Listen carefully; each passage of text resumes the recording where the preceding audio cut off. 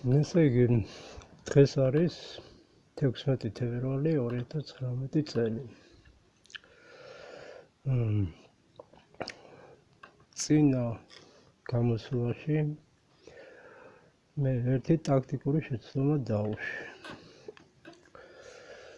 თქვი რომ ჩვენ უნდა ვიყოთ პირველები, რომლებიც ფარდა უნდა ჩამოხადოს ეგრეთ წოდებულ რუსეთის იმპერიას, ანუ მოქსელის ურდოს. უნდა გავითვალისწინოთ 1999 წლის 9 აპრილი, როდესაც იმპერია ისედაც ინგრეოდა და სამწუხაროდ ჩვენ მოვყევით პირველები მის ნანგრევებში, ანუ ბოლო, ასე ვთქვათ, გაფართოვნება იმპერიის ლიტვასთან, ბაქოს მოვლენებთან და ასე შემდეგ ჩვენც ვიწიეთ. ამიტომ ჩვენ ეს თემა უნდა წამოვწიოთ, მაგრამ არამც და არამც უნდა ვიყოთ პირველები, რადგან არიან ქვეყნები დაინტერესებულები და დაზარალებულები უფრო მეტად ვიდრე ჩვენ, დიდი ქვეყნები, უკრაინა, იგივე ბელორუსია და ასე შემდეგ, თვითონ ამერიკის შეერთებული შტატები, რომელიც ესე იგი სხვადასხვა სანქციებს უწესებს რუსეთს და რაც უნდა სანქციების დაწერება, ელემენტარულად ფარდა ჩამოხადე, მთელ მსოფლიოს გააგებინე, რომ რუსეთის არის ფიქცია, მითოლოგიური ისტორიით შექმნილი ქვეყანა, ისინი არ არიან სლავები, ეს გაწყვეტავს კავშირს, მათ კავშირს ბელორუსთან და უკრაინასთან ისედაცაა კავშირი გაწყვეტილი და ქვეყნის შიგნით გამოიწვევს, ანუ მოქსელის ურდოში გამოიწვევს სხვადასხვა ფენებს შორის დაპირისპირებას და ციხე შიგნიდან ტყდება. ანუ არამც და არამც ჩვენ არ უნდა გავიმეოროთ 9 აპრილის შეცდომა და პირველებმა არ უნდა ვაღიაროთ თუ რა არის სინამდვილეში რუსეთის იმპერია, რომ ის არის მოქსელის ურდო დაარსებული მონღოლების მიერ და შემდეგ ტრანსფორმირებული ვითომ სლავური იმპერია. კიდევ ერთი ფაქტი, რაც გამორჩა, ესე იგი, ადრე რუსები მონღოლებთან არ ეხსენიებდნენ, ეს ტერმინი წამოვიდა, თათარ-მონღოლები მე-19 საუკუნის სადღაც 20-იან წლებში წამოვიდა, როცა ერთ-ერთმა ისტორიკოსმა მოიხსენია ეს მონღოლები როგორც თათარ-მონღოლები და ამის შემდეგ წამოვიდა ეს ტერმინი. იქამდე მხოლოდ ახსენდნენ მონღოლებს. ესეც ალბათ იმიტომ მოხდა, რომ რუსული ეგრეთ წოდებული რუსების კავშირი თათრებთან, ერთი წიბო, რომელთაც ფინური აქვს და მეორე წიბო აქვს თათრული, საზოგადოებას დაევიწყებინა. იყო აგრეთვე ასეთი მოვლენა, რომ ესე ყაზანის თათრები თავის თავს ადრე უწოდებდნენ ბულგარელებს და ეს ტატარსთან, ესეც მოგონილი ტერმინია რუსების, რომ გაემიჯნათ ვითომ თავის თავი თათრებისაგან. აგრეთვე ასეთი მცდელობები იყო, მორდოვიას a.sh შექმნა, კომი a.sh შექმნა და ასე შემდეგ.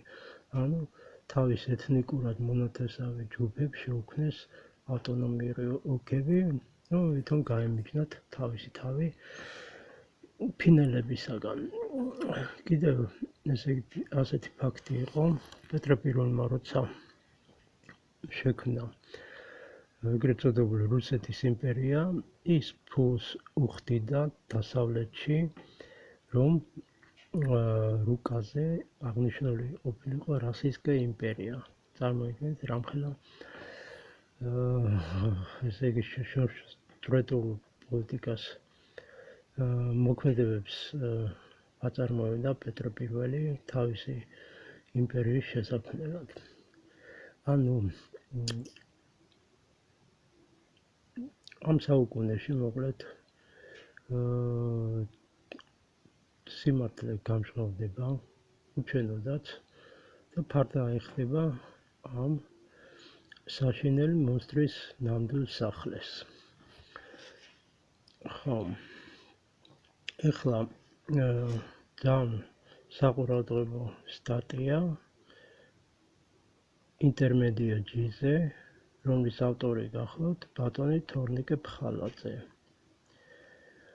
საყურადღებო იმდენად, რამდენადაც წაგიკითხავთ. ესე იგი, 2015 წლის გენეტიკურმა კვლევებმა ცხადყო, რომ ინდოევროპელების ჩამოყალიბებაში აღმოსავლეთ ევროპის ტერიტორიებზე დიდი მონაწილეობა მიიღო აქამდე უცნობმა გენეტიკურმა ხაზმა, რომელიც 55,000 წლის წინ კავკასიიდან შევიდა რუსეთის ტერიტორიაზე, სადაც მოგვიანებით ჩამოყალიბდა იამნაეს კულტურა. ეს იამნაეს კულტურა დაახლოებით მდებარეობდა ესე იგი ახლანდელი ურენბურგი, ანუ ურალიდან, სადაც დონი დნეპრის აუზამდე ამ ტერიტორიაზე.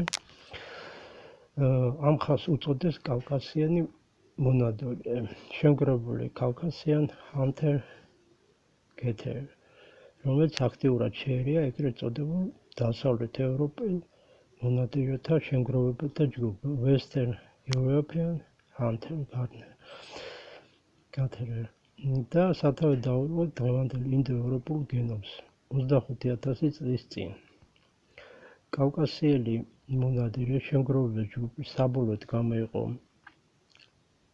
გენეტიკურად ჯიშ ჯგუფს, რომელსაც ეწოდებოდა ადრეული ანატოლიელი მიწათმოქმედები Early Anatolian Farmers.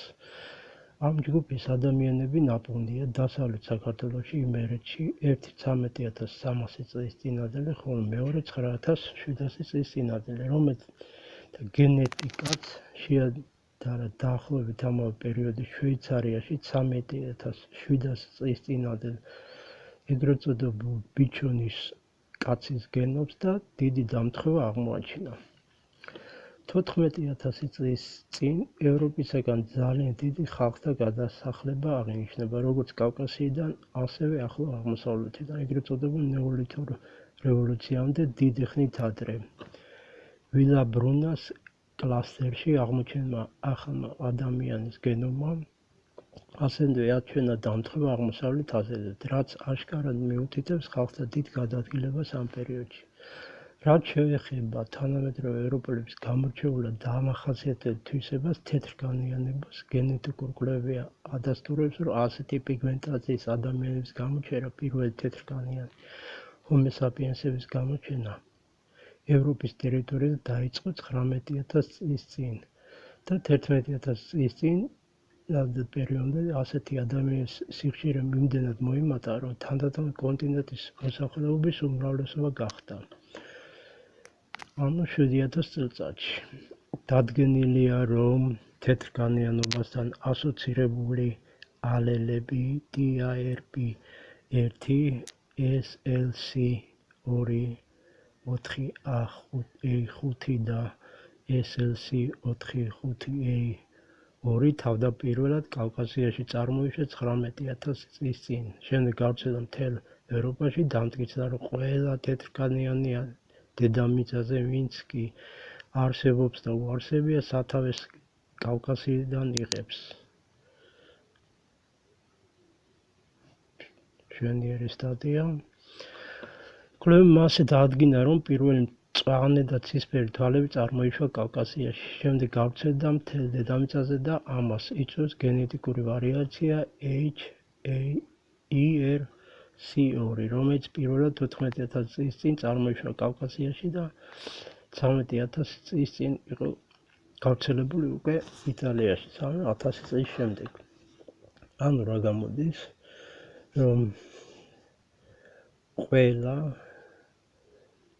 ჩილე, ავსტრალია, ახალი ზელანდიიდან დაწყებული, ალიასკამდე დამთავრებული და ჩუკოტკიდან და სკანდინავიის ნახევარკუნძულიდან დამთავრებული, ყველა არის აქედან წასული ადამიანის შთამომავალი. ანუ კავკასია არის მათი სამშობლო. ესე იგი რა გამოდის, ეს ჩვენი მტრები, ვინც კი კავკასიაში მოდიოდა, რა უნდათ? უნდათ უბრალოდ სამშობლოში დაბრუნება. ზოგ ადამიანს გუში რაჭამა ის არ ახსოვს და იმათ რა უნდა ახსოვდეთ გენეტიკურად დალექილი ის ინფორმაცია, რომ მათი სამშობლო არის კავკასია. რასაც ადამიანი ვერ აცნობიერებს, ის იწვევს მის გაღიზიანებას. ანუ ვინც კი მოდიოდა კავკასიაში და საქართველოში კერძოდ, ქონდა განცდა, რომ რაღაცა მშობლიური არის, მაგრამ რადგან ვერ აცნობიერებენ, ეს იწვევდა მათ აგრესიას ჩვენს მიმართ, არამედ ჩვენს მიმართ, არამედ კავკასიელების მიმართ. შემდეგ 2017 მარქარიანის გენეტიკური კვლევები ცხადი გახდა, რომ ეს მარქარიანი ეგრეთ წოდებული სომეხი გენეტიკოსია და აქვე აღნიშნა, რომ მთელი ვიკიპედია რუსულენოვანი და ბევრი სტატიები პარად მიყავთ სომხების ლობს.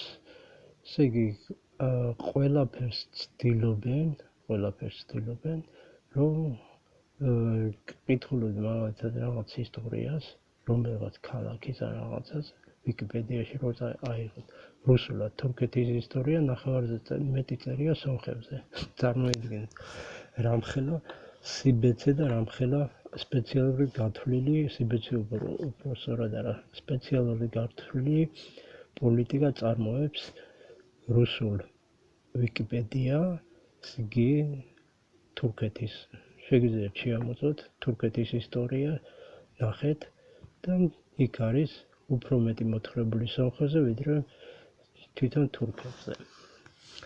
ხო, ესე იგი ეს ბატონი მარქარიანი რას ამბობს, რომ სამხრეთ კავკასიის ხალხის დედობრივი ხაზი მიტოქონდრიული დნმ-ის კვლევით 8000 წლის წინ იწყებს უწყვეტ სახეს და დღემდე მოდის. ამ კვლევამ აჩვენა, რომ 18000 წლის წინ სამხრეთ კავკასიის პოპულაციის ძალიან დიდი ზრდა.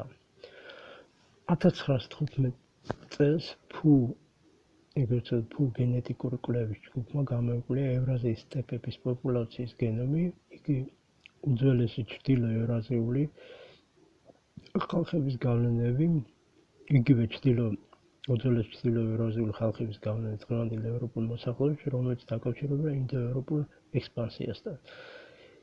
იამნაეს კულტურა. ეს არის კულტურა, რომელიც იყო ყველა ინდო-ევროპელის სამშობლო. ანუ ეს ბატონი მარქარიანი როგორც ამბობს, მათი სამშობლო ყოფილა მეორე სამშობლო, ასე ვთქვათ, პირველი კავკასია, აქედან წასულები და მეორე, ასე ვთქვათ, იამნაიას კულტურა. ხო, შენ წინ წავალ და გეტყვით, რომ ეს სომხების, ესე იგი, საინაშე მოვიდნენ ბატონის მარქარიანის წინაპრები, ესე იგი გადმოადგილდნენ ასე ბალკანებზე, შემდეგ ბალკანეთიდან შემოვიდნენ მცირე აზიაში და შემდეგ მოახდინეს ასიმილაცია ქართველურ ტომებთან, რომლებიც საქართველოს და ბოლოს კი მოახდინეს ურარტუს სახელმწიფოში ცხოვრებლებთან ასიმილაცია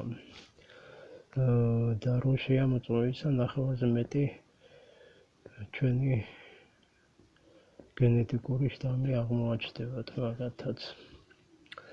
ხო.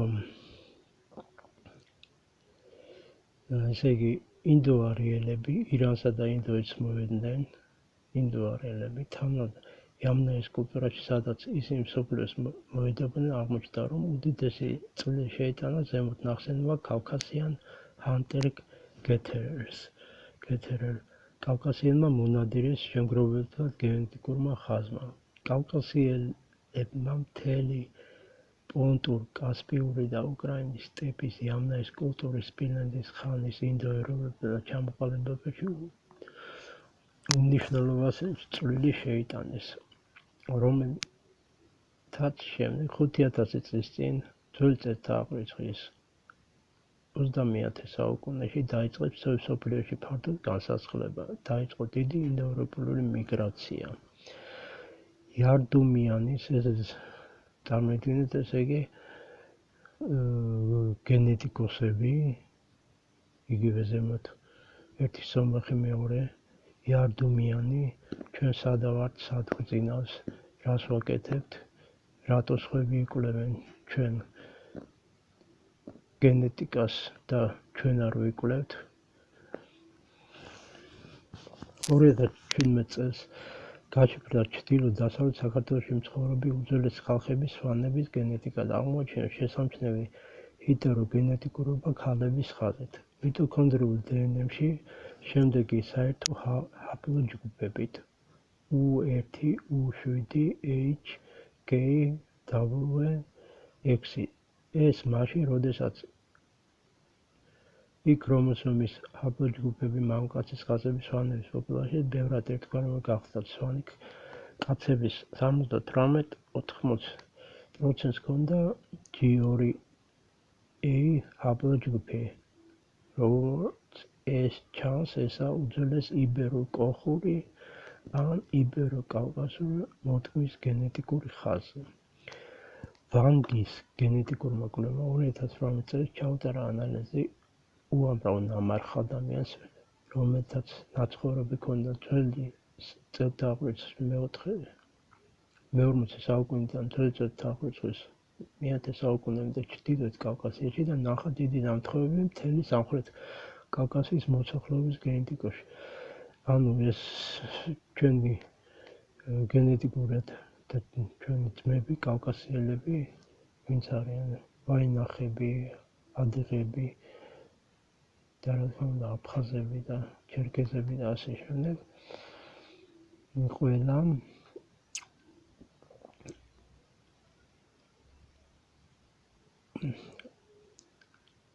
ესე იგი ეს მთლიანად სამხრეთ ჩრდილოეთ კავკასია დასახლებული იყო ერთიანი იბერო-კავკასიური ანუ იბერო-კოლხური მოდგმით.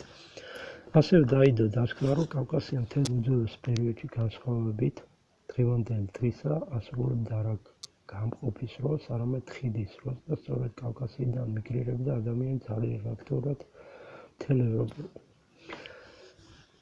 ევროპის მასშტაბით. ანუ ესე იგი ამ საუკუნეში ჩვენ აუცილებლად უნდა განავითაროთ გენეტიკა, რომ სხვამა კი არ ეკვლევიან ჩვენი წარმომავლობა, საერთოდ თავის წარმომავლობა, მე როგორც ენა თითქოს ქართული დამწერლობა სომხურია წარმოიშვა, ესეთი დასკვნები დადონ და არა როგორც პირიქით არის. იგივე რო არ გამეორდეს, საქართველოში უნდა განვითარდეს გენეტიკა. სახელმწიფომ უნდა ჩადოს ფული გენეტიკის განვითარებაში. ეს არის ჩვენი, ესე იგი, ასე ვთქვათ, უპირატესობა, ყველასთან მიმართ, რომ პატივქცენ, როგორც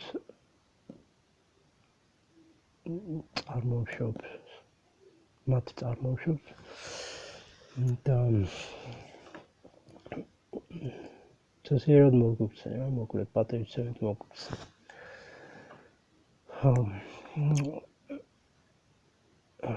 კიდე ამიტომ და მეთქვა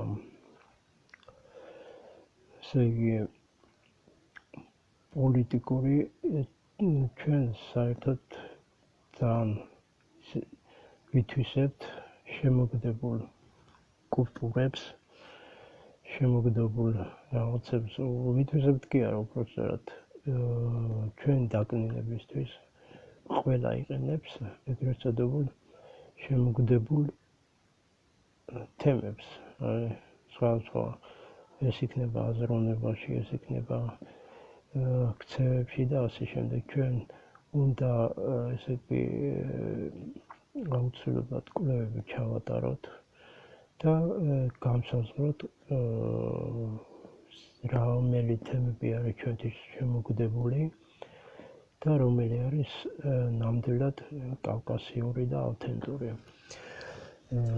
ჩემი აზრით